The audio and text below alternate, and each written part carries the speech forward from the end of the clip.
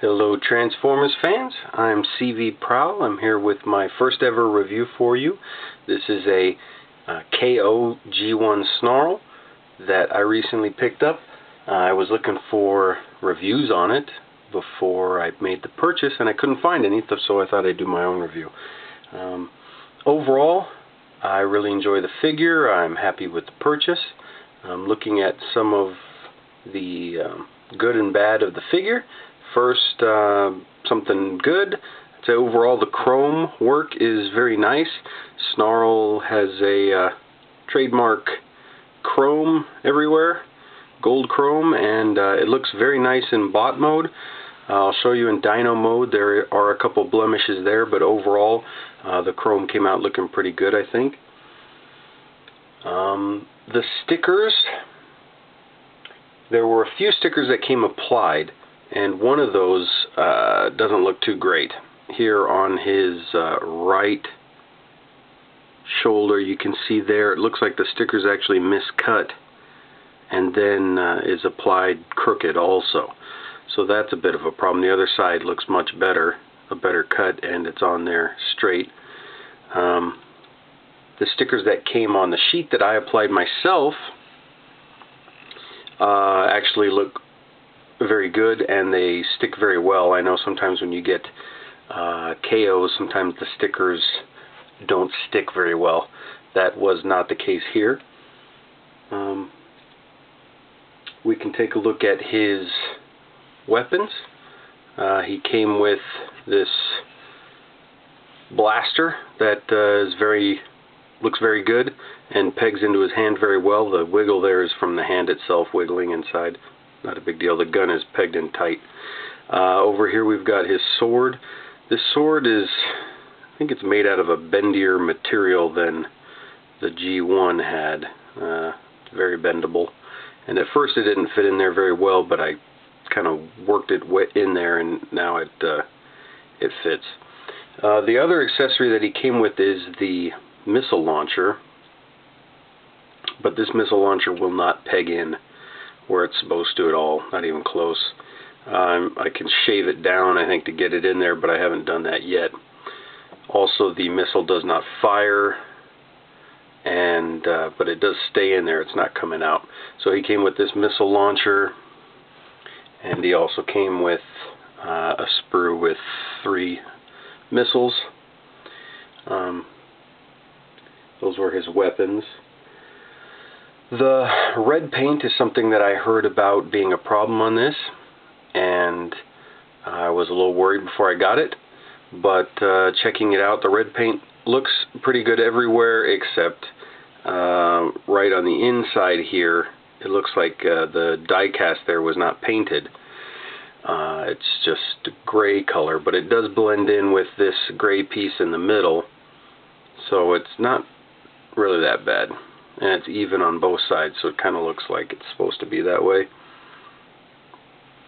Other than that, the only place on the bot that has any red is the eyes, and they look pretty good.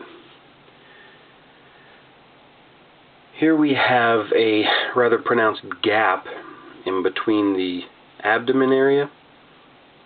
See if you can see that. It's pretty substantial gap in there. I don't think the G1 had that. And squeezing it together is not going to help. It's not closing the gap.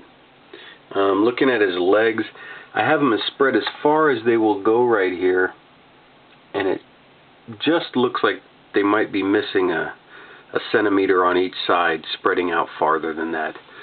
It kind of looks like he's thin-legged there. Not positive if that's the way the G1 was also. I seem to remember them spreading out a little farther than that.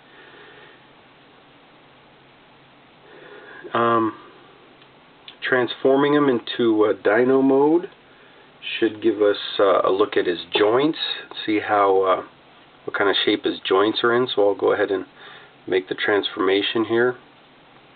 It's been a while since I transformed one of these. I had this guy when I was little, but I haven't had him in a long time. We could start here by putting away the hands and bringing out the dino feet. Okay, and they both tab in pretty well. Let's see that. There we go. That one locked into place. This one does as well, I believe. Okay, so both of those dino feet hold pretty good there. We can bring his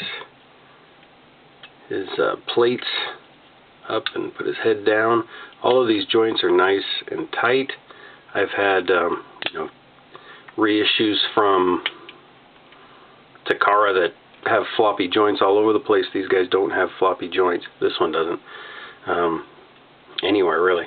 This middle section rotates, and then so you're gonna have to get these legs out of the way. All of these are good joints, and get this guy into dyno mode.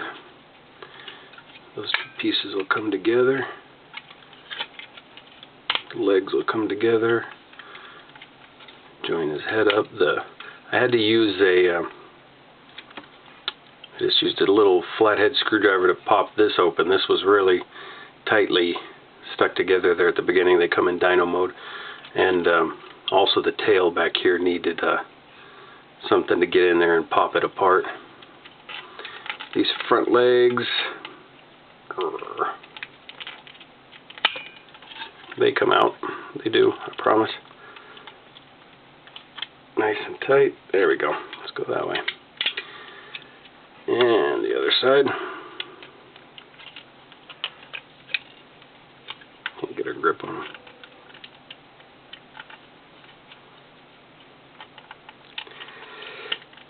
Okay. Help me out here. There we go. Finally got them. Anyway, they're nice and solid. Both of those. Plug that body piece in. Bring his legs down. Alright, there's dyno mode. I think that's just my fault. Didn't get it lined up there. Let me see. Okay. Alright. Dyno mode. He does look nice and shiny. Looking good. The problem in dyno mode is his back legs don't touch the ground. They are, there we go, I finally pushed that back in. There's, so it's sealed up nice there. Back legs won't touch the ground at all. You see there, they don't touch the ground. The tail is what is touching the ground in the back. The front legs touch, and those middle legs don't touch. No matter how I position the front legs even, it looks like it's not happening. But you don't really notice it. It doesn't bother me. Overall, the figure looks pretty great. That chrome part that I mentioned is here on the legs. Where are we? If I position it like the legs like that, you can't really see it because it's back here. But normally, I think the legs are positioned more like this, and that puts the chrome. It's just a missing chrome piece there. You can see the kind of tan or off-white colored plastic underneath the chrome on both sides there. There you go. So a bit of unattractive chrome there. One of the few complaints I have with the figure. What else do we have? Packaging. He comes with, this one came with, instructions, and the box came boxed. I cut all the boxes apart and I saved the tech specs, so he came with these tech specs, and he comes with a reader for the tech specs. He also came with a one of the heat reveal the shield stickers, but I didn't put that on. Just not really interested in having that on there. And the boxes, I ordered all the Dinobots together. 3 out of 5 of the boxes came in near mint condition. 2 of them were damaged. Grimlock had a good smash on one side, and Slag had large creases up on the top portion.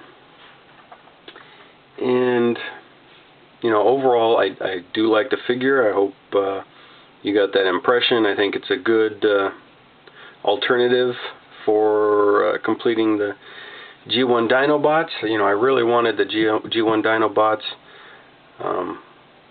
but they never did reissue them, and buying mint ones is very expensive. So the KO option worked for me. I'm happy with all 5 of them. And I don't know, I hope this review helped you out, decide whether or not you want to make the purchase.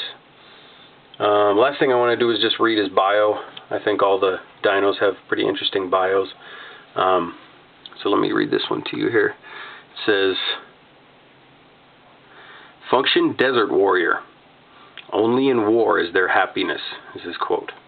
"An unhappy loner of few words and fewer opinions finds joy only in battle, hates his Dinobot form, longs to return to Cybertron. Large golden plates on spiral assembly are solar collectors. Strength increases tenfold in sunlight. Tail can shatter 20-foot concrete cube. Armored hide resists most missiles. Vulnerable to nighttime attacks due to his weaker state. Slow, uncooperative nature hinders others from helping him." So that's the Snarl we all know and love. And, he used a little decoder there to be able to look at his tech specs. I don't know if you can see those. A little bit. His, let's see. Obviously strength, endurance, courage are his high points there. His rank is really low. And his skill and his speed. Just about what you'd think from Snarl. Anyway, so thank you for watching my review. I hope it helps you. And I hope if you do decide to buy one that yours comes in as good a shape as mine did. Alright, thank you.